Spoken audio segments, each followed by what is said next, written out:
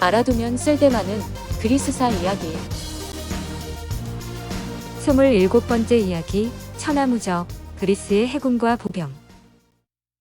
고대 그리스는 그리스 반도와 에게해의 많은 섬으로 이루어져 있었습니다. 넓고 광활한 에게해와 지중해 전역에 걸친 상업무역과 영토보호를 위해 고대 그리스의 많은 도시국가는 해군을 조직했는데 그 중에서 가장 실력이 뛰어난 것이 바로 아테네의 해군이었습니다. 오늘날 알려진 그리스 해군에 관한 모든 정보는 거의 호메로스의 서사시에서 나온 것입니다. 앞에서 언급한 것처럼 호메로스의 서사시는 기원전 12세기에 일어난 트로이 전쟁이지만 사실 호메로스가 묘사한 시대적 배경은 자신이 살던 기원전 8세기경의 모습입니다. 그러므로 서사시 속에 설명된 해군 함대는 아마 도시국가 건립 초기의 모습일 것입니다.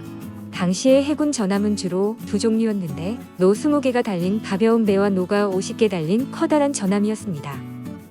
뱃머리와 뒷부분에만 가판이 있고 노를 젓는 사람들은 의자에 앉아서 배의 뒷부분을 보고 노를 저었습니다.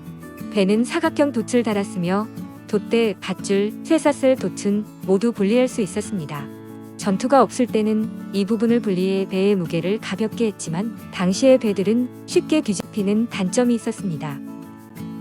기원전 7세기에 상업과 무역에 뛰어났던 페니키아인들이 2층 노 전함을 만들어냈는데 이것은 병사들이 위아래 두 층으로 나뉘어서 선체 안에 앉아 노를 젓는 방식이었습니다. 당시로서는 아주 획기적인 것이었는데 그리스인들은 이 새로운 방식을 바로 모방했습니다. 그리고 이 방법을 응용해서 3층 노 전함을 만들었는데 배의 앞쪽은 아주 날카롭게 만들고 이것을 충각이라고 불렀습니다. 선체는 나무로 만들었고 겉에는 금속을 둘러 견고함을 더했으며 뱃머리에 눈을 그려넣어 위협적으로 보이도록 했습니다. 그리스인들의 3층 노 전함은 기원전 6세기까지 해군의 가장 중요한 장비였습니다. 고대 그리스에서 가장 자주 볼 수 있는 해군 전술은 세 가지인데 하나는 빠른 속도로 적의 함대 후방으로 돌아 들어가서 충각을 이용해 뒤쪽에서 상대편의 전함을 공격하는 것입니다. 일반적으로 전함의 뒷부분은 방어 장치가 없기 때문에 이 전술은 적군의 전함을 침몰시키는 데 아주 효과적이었습니다. 두 번째 방법은 빠르게 노를 저어서 적의 전함 옆으로 다가가는 것인데 적의 전함에 가장 가까이 다가간 순간 병사들이 노를 일제히 들어올려서 적군의 노를 내려치는 방법입니다. 이 전술은 빠른 속도와 전체 병사의 호흡이 아주 중요했는데 서로 호흡이 맞지 않으면 공연히 자신들의 노만 망가질 수 있었습니다. 세 번째 방법은 상대방을 향해서 무조건 돌진하는 것인데 이 전술은 방향이 중요하며 적의 전함 옆 날개를 들이받아 침몰시키는 것이 목적이었습니다. 전함 한 대를 만들려면 아주 많은 돈이 필요했고 당시에는 노 젓는 병사의 임금이 상당히 높은 편이었습니다. 그래서 아테네와 코린토스처럼 크고 부유한 도시국가만 전함을 만들어 유지할 수 있었고 작고 부유하지 않은 도시국가들은 육군을 길러야 했습니다. 고대 그리스의 육군은 기원전 8세기에 처음으로 조직되었는데 당시에는 말을 타고 전투를 치르는 기병이 대부분이었습니다. 기병들은 필요한 말과 무기 및 기타 장비를 스스로 마련해야 했기 때문에 어느 정도 부유한 귀족만이 기병이 될 수 있었습니다. 가난한 사람은 하는 수 없이 말을 타지 않고 전투에 참여하는 보병이 되었습니다. 그러나 그리스 반도는 산과 구름이 많고 평원이 적은 지형이었어 사실 기병보다는 보병이 전술면에서 더욱 효과적이었습니다. 그래서 기원전 7세기가 되자 군사 전략가들은 보병을 이용해서 전투하는 방법을 연구하기 시작했습니다.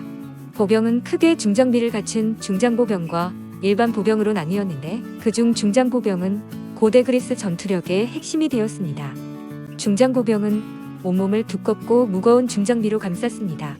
머리에는 청동투구를 쓰고 몸에는 가죽과 청동으로 만든 갑옷을 입었으며 종아리는 견갑이라고 불리는 정강이 가리개로 감쌌습니다.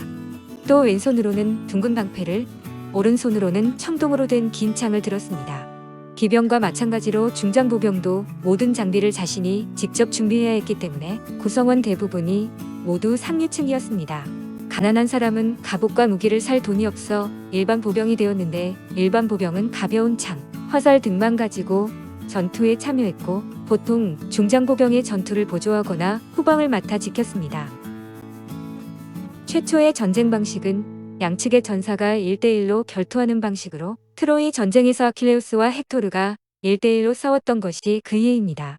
이후 중장보병이 군대의 중심이 되면서 전쟁 방식도 바뀌어 병사들을 네모꼴로 배치해서 전투를 벌이는 방진이 일반화되었습니다. 중장보병은 보통 평원에서 전투를 벌이며 병사들은 8에서 12줄의 사각형으로 서게 됩니다. 앞에 3줄은 어깨 위로 창을 들고 적에게 맞섰으며 그 뒤에 중장보병들은 기다란 창을 앞사람 어깨 위에 올려놓았습니다. 긴 창은 서로 겹겹이 쌓아서 가장 마지막 줄의 창은 하늘 높이 세울 수 있었습니다. 이렇게 견고하게 진영을 가다듬고 한 걸음씩 앞으로 걸어가면서 적군을 압박했는데 전투는 한쪽에 도망갈 때까지 계속되었습니다.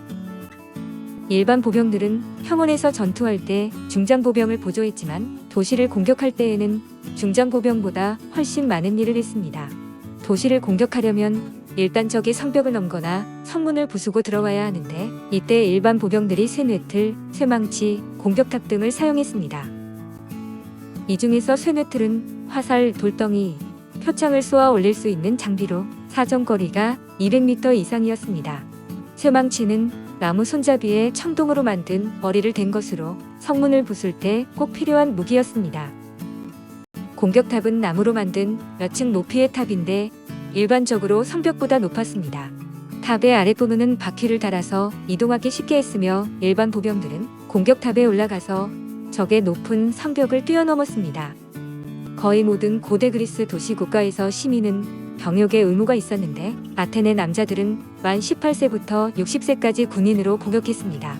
또 스파르타는 모든 시민이 죽는 날까지 군인으로 살았는데 전쟁이 일어나면 언제든지 전쟁터로 달려나갔습니다.